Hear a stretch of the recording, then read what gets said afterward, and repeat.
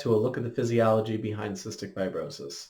So this is our fourth and actually our final episode, and today we are going to discuss the last two systems in the body that cystic fibrosis affects, which is the reproductive system and the digestive system. So while the effects of CF on the reproductive system are very serious, they're very straightforward, whereas the digestive system is a little more involved. So to make sure that I leave enough time to properly discuss the digestive system, I'm going to give you a straight, overview of what happens with cystic fibrosis patients with regards to the reproductive system. And then we're going to move on to the digestive system and really spend some time talking about that. So reproductive system. In normal, everyday males like myself, we have something called the vas deferens or the ductus deferens. And basically what this does is transport sperm from the epididymis to the ejaculatory ducts. So now with men who have cystic fibrosis, one of two things can happen in regards to the vas deferens. There can be an obstruction of the vas deferens, which is caused by the same characteristic that we've been talking about that affects every other body system with CF, which is overly thick mucus and secretions. So those thick secretions in the reproductive system can cause obstructions in the vas deferens, which basically does not allow sperm to travel, essentially, making that male sterile. The other thing that can happen, which is very common, unfortunately, in men with CF, is something called congenital bilateral absence of the vas deferens. So during development, males with CF lack a vas deferens, which completely sterilizes that male. And unfortunately, most men with cystic fibrosis are affected by one of these two things, leading to sterilization. Now, women, unfortunately, have very similar problems. It's not quite as common in women as it is in men, but women with cystic fibrosis can experience very thick cervical mucus, which leads to decrease in fertility. So both men and women have development issues, sexual reproductive organ development issues. Women experience delayed or absence monthly period cycles. So inflammation of the cervix, and then, like I said, infertility or sterilization in men completely. So it's a pretty serious effect. While it's straightforward, quick to talk about, it's obviously a very serious effect. So that's the reproductive system. Now we're going to dive into the digestive system and everything that cystic fibrosis does with that system.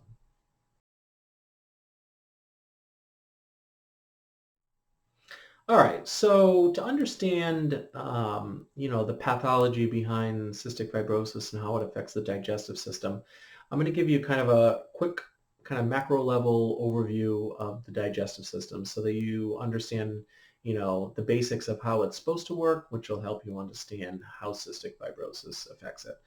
So the main function of the digestive system is basically the transfer of nutrients and water and electrolytes from everything that we take in into the body's internal environment.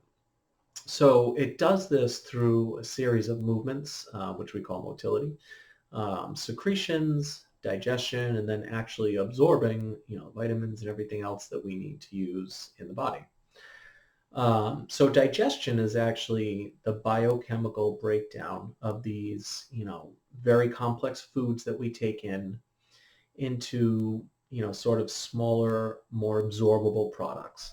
And it does this with the help of a series of different enzymes. So the digestive system starts with the mouth. The motility starts with chewing.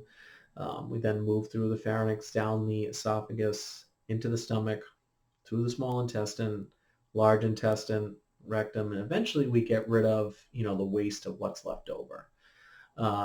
I know if you were like me before I started to learn about anatomy and physiology, I kind of always thought of the stomach as the star of the show when it comes to the digestive system.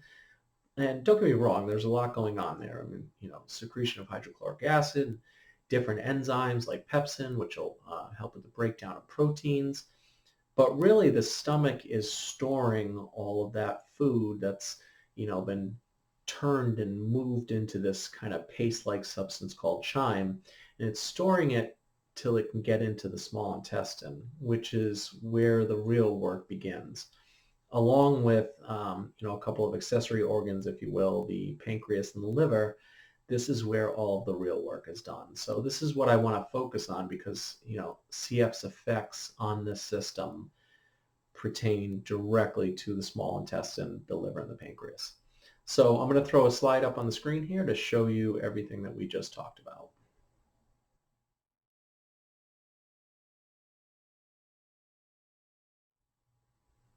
All right, so the small intestine, like I was saying, is kind of the star of the show. Specifically, the duodenum receives, from the stomach that chyme I was talking about, along with hydrochloric acid, which is actually used to activate pepsinogen into pepsin, so that, like I was talking about before, it can actively break down proteins. But you also receive things from both the pancreas and the liver. So in the pancreas, through the pancreatic duct, you receive, a whole host of pancreatic enzymes, things like pancreatic lipase, which, helps to break down fat. And actually, fat is solely broken down in the lumen of the small intestine. So receiving that pancreatic enzyme is very, very important. Also, from the pancreas through that pancreatic duct, you receive something called sodium bicarbonate, which helps to buffer and protect the small intestine from all that hydrochloric acid that's being received.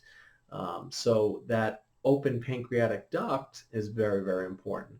And then through the liver, you're receiving bile salts through the bile duct. Now, bile salts are very important to help emulsify large fat globules. So, like I was saying a moment ago, fat is solely digested in the lumen of the small intestine. So receiving all of these things from both the pancreas and the liver are very important to the digestion, the biochemical breakdown, and then the absorption of, all of the things that was just received from the stomach, whether it be carbs, starches, sugars, proteins, and, like I was just saying, fats.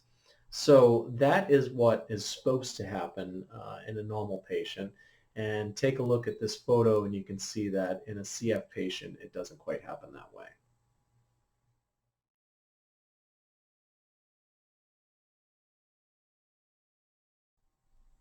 So as you can see by the photo, in cystic fibrosis patients, there are blocked ducts in both the pancreas and or the bile duct of the liver.